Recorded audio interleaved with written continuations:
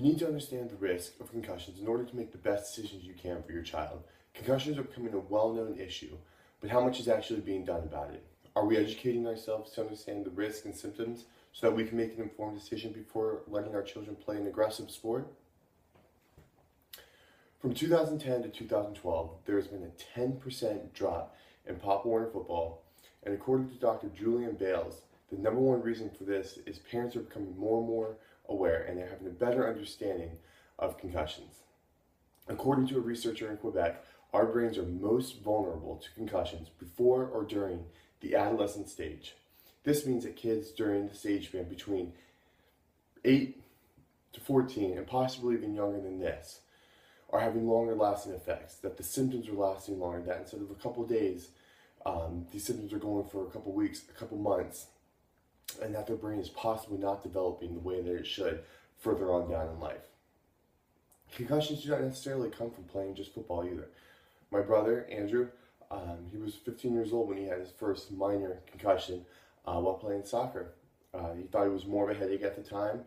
We didn't have a team doctor on the bench, so he rested for a few days and then went back at it a couple days later.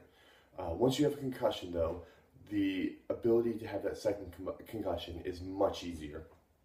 A week later, he was playing in a game. A defender took him out, and he landed on his head.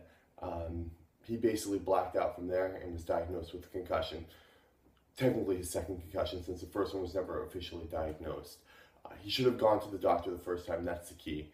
You don't want to mess around with concussions. You want to get them diagnosed. You want to get them checked out as soon as possible, so to make sure that there are no long-lasting effects later on down the road. Though concussions have been around for quite a while now, we are just now learning and understanding the long-term effects that they can have on us.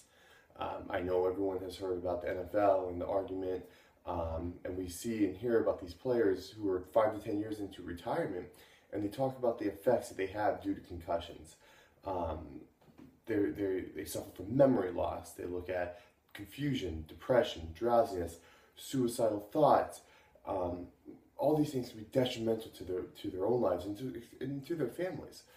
So the question is, do you want your child's brain to fully develop, or is it going to be hindered by us not understanding the risk of them playing these sports? And I'm not saying don't let them play these kind of sports. I just think it's negligent of us to throw away these facts and not fully understand them before allowing our child, someone who is not even at an adulthood yet, to participate without understanding the risk of what could come from this kind of sport.